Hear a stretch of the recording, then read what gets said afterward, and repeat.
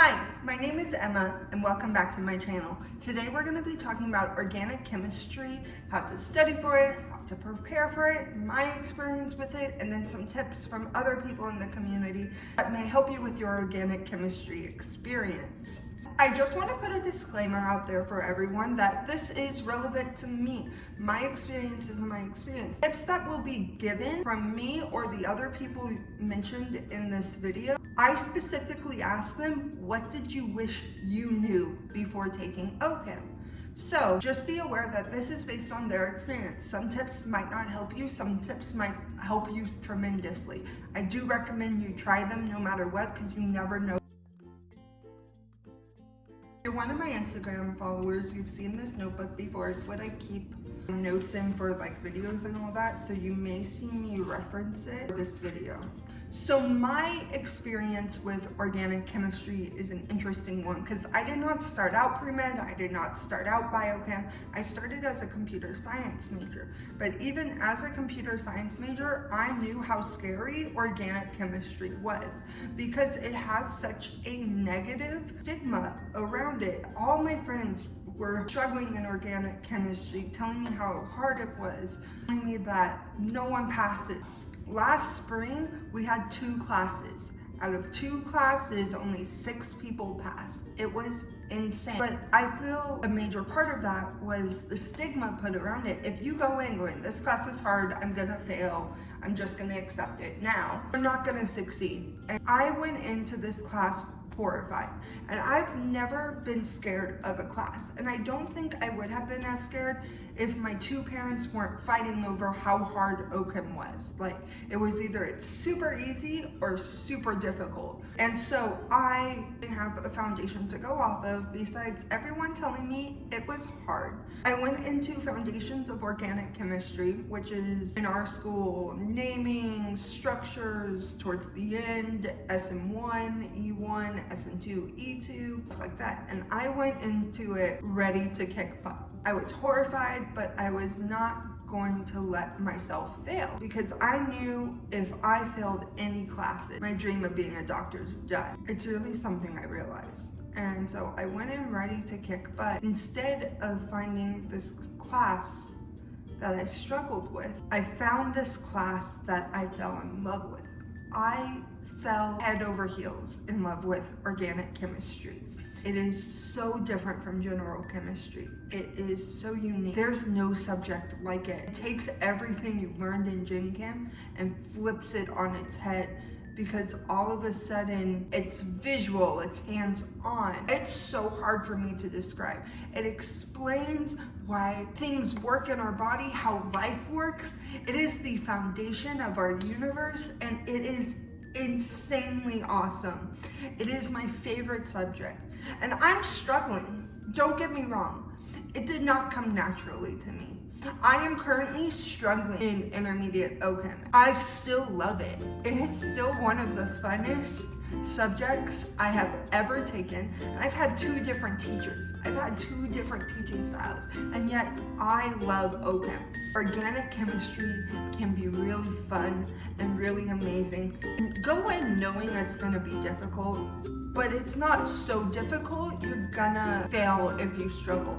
If you put in the time, the effort, the work, you will succeed, and that's a promise. As long as you work hard and you follow some of these tips that are gonna be given, it's truly the funnest class. And I really recommend look into your teachers, look into the subject, prep, do all of that, and you will have a great experience with o-chem just like I'm currently having right now. And I think a lot of that goes with my study habits, how I've studied for this class, how I take notes, which, let's just jump into that portion. So I just want to talk about the different ways I study for o-chem. So how do I study for o-chem? Studying all starts with note-taking in lecture. So in lecture, I always have the PowerPoint open on usually my iPad. How my professor teaches now is he does partial PowerPoint, partial whiteboard. So if he's on a PowerPoint, I'll take notes on the PowerPoint. But most of the time, I'm taking notes in this notebook. Honestly, I recommend writing your notes. If you do good in lab, I would recommend actually writing your notes on paper. I've done a whole semester when I did it on the iPad, and I found I didn't retain the information as well. So this is from this past week. These are my notes currently. So as you can tell, all my normal notes are in black, important in purple, examples in blue, and like notes for within the examples are pink. The reason I choose to do this is because I rewrite my notes, I color coordinate my notes and all that, and I find it sticks in my head better when you rewrite your notes, because a lot of, especially intermediate o-chem, is memorization, memorization, memorization. So seeing the material as often as you can is important. So as you can see on the screen currently, this is my rewritten notes. So if your class does clicker questions, I'll put the clicker questions in. And as you can see, it's even more color coordinated than my notebook. I try and make lecture notes as simple as possible to make sure I stay up to date with the professor. Definitions and super important is purple. Stuff I should just know is in yellow. Examples blue. New topics in red. So as you can tell, it's even more focused than in my class. That example I just showed you was from fall 2019. So that was when I was fully in lecture. Organic chemistry was my main focus. But then if you move over to now, I have a different teacher, different teaching style, different note taking. But if we look on here on my chapter 10 notes, you can tell there's not as much highlighting, there's different colors. So green for reagents, purple for definitions, still blue for examples, and this orangey color for reactions and arrow pushing, and then red for synthesis. I choose to take notes. I write it in class, I handwrite it, and then I rewrite it on here. And I have found that's helped me a lot so far. But also I make sure I do practice problems every single day. You use the Cardi textbook for practice problems, and they have some really good practice problems in this book. You can find this book online, you can find the first edition online. 10 out of 10 would recommend. One thing that is consistent is, so we have these reaction tables and we have these practice problems. Use them. The book is so helpful. I have never had a class where a book was this helpful. Seriously, if your school doesn't use this, use their book. If you don't like their book, 10 out of 10, I recommend Cardi's Organic Chemistry, 2nd edition. It's really good. You can find it online. 10 out of 10 would recommend. So that's how I choose to study. Let's go into some consistent tips that I have for everyone starting organic chemistry.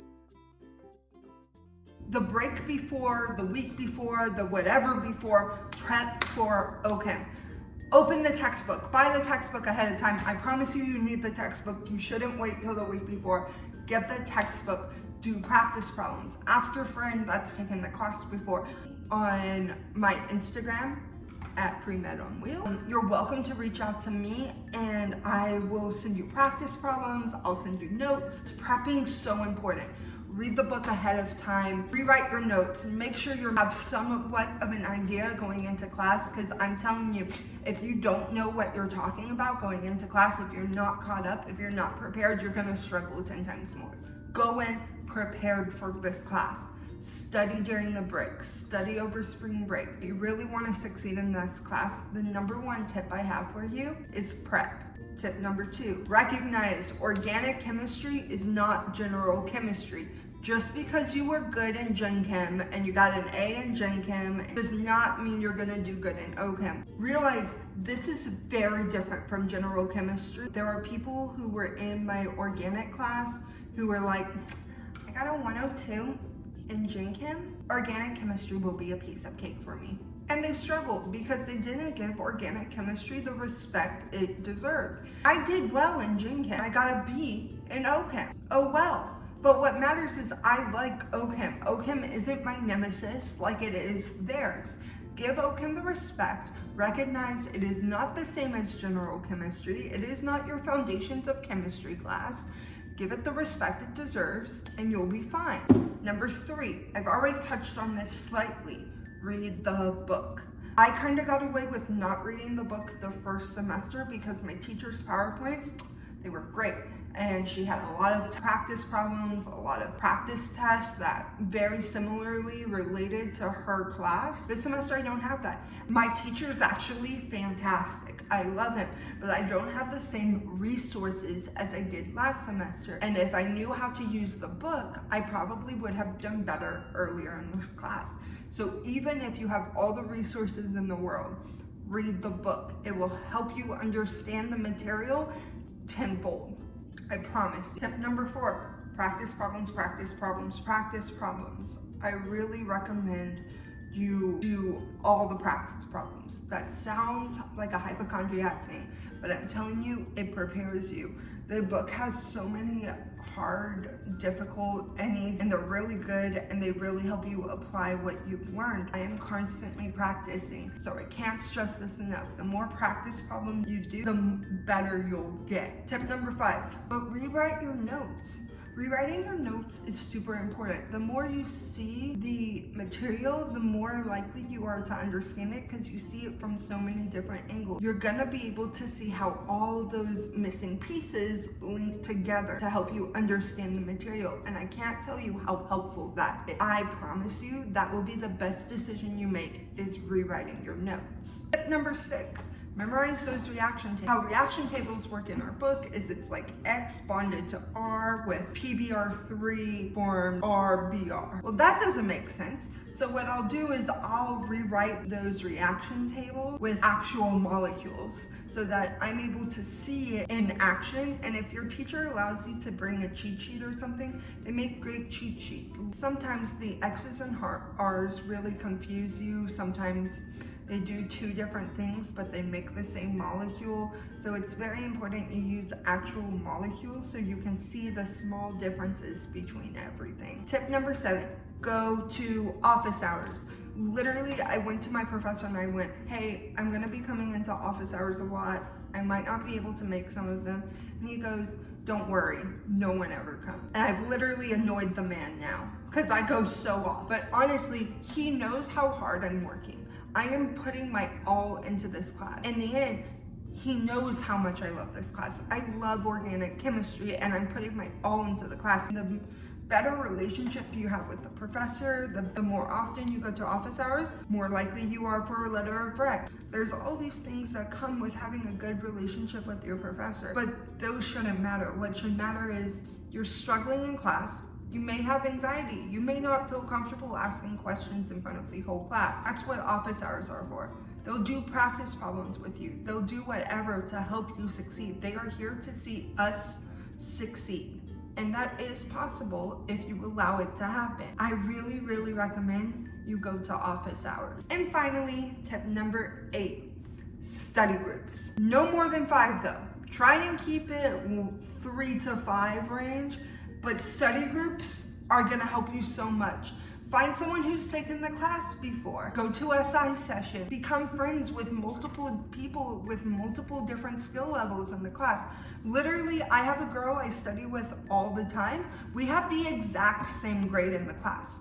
Like, we have the exact same grade. And I think if we weren't sitting next to each other, the teacher would think we're cheating. Study groups are vitally important. I'm telling you guys, that they can be so helpful to help you understand those small things you're just not getting. Don't ever do more than 5 people. You'll get off track, you won't focus, and you won't be able to get what you want done. So I recommend get a study group, set a time, no more than 5 people, and just bust it out. Have a fun time. And honestly, you'll see success come with that. I promise you. So I gathered a bunch of tips from other people. I have about 6 tips from 6 people who were in my class, who are currently in my class, or have taken organic chemistry at my school. And then I have about 3-4 tips from people from the pre-med Instagram community, and some which have YouTube channels here, and which I'll link their channel, any posts they might have on the YouTube video. So yeah, let's get into it. The first one is from my friend UC. She's currently in organic chemistry with me, and she is the president of the Chem Club, and she's a great person, and 10 out of 10, love her. She says, pre-prep everything. Organic chemistry takes a lot of time, so make sure you come prepared. If you have a lot of extracurriculars, that's 10 times more important to be prepared, because organic chemistry takes a lot of time, and you need to recognize that before you go into your semester. The next tip I have comes from Mitch. He is one of the smartest people I know. He's currently killing it in the intermediate, and he says, learn the difference between different isomers quickly, and also really learn the difference between R and S configuration. It can be a little tricky, but if you get that, you'll be able to succeed through o-chem 1 or Foundations of o-chem super quick. The next one is from Yaneli. Yaneli was president of a sorority. She's super amazing, super smart, and also did a lot of extracurricular. And her biggest thing is recognize o-chem 2 is nothing like Foundations. You can do really well in Foundations, but struggle in intermediate. So be prepared for that massive shift in knowledge. And if you go in prepared and prepped for that class, you'll be able to succeed. Another thing she offers is start memorizing reagents and reactions super quickly and learn how to apply them, because that's most of the intermediate o-chem. And if you're not able to do that, you're really gonna struggle. So if you're able to learn and start thinking in a way of this does this, so this does this, you'll be able to succeed a lot. The next one comes from Vina.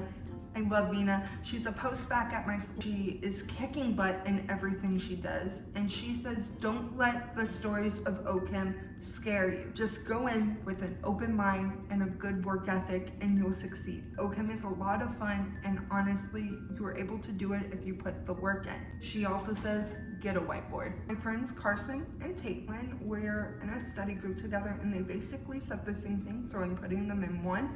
They say memorize the reaction tables. They can't stress it enough for you to memorize the reaction tables. That is the foundation of intermediate o-chem, and if you're able to get that done, you're able to succeed. The last person from my classroom is Isaiah. He's been a huge factor in my organic chemistry journey, helping me realize how important it is to study, memorization, all of that. Almost all these facts I've told you today has come from him at some point in my educational career. His main thing is recognize that organic chemistry is not a passive subject. It is interactive. All these tips that I've given you, you have to work with them together. What he's saying is you need to actively be learning. You need to put your all into it. Know how vital every little thing is. Understand why it happens. These next parts of our tips from other people come from, the first one comes from the Curly Med. She's amazing. Follow her on Instagram. All the links for all these people will be down below. She has 3 things that she has to share with you. The first one is do practice problems every day. Without practice problems, you're not going to understand what's going on. The other thing is if you struggle with visualization, get a model kit. A model kit isn't necessary unless you struggle with visualization. So if you struggled with something like Vesper, I would recommend investing in a model kit. A lot of schools sell them. I definitely recommend you invest in one if you struggle with visualization. It says is make sure the professor's good. We have these 2 professors where they're difficult, but you learn and they're like perfect. Do your research. Reach out to people who have recently taken classes. I can't stress how important it is to have a good professor. With a good professor, there's a lot you can do. You can learn, you can grow, and you can really fall in love with the subject.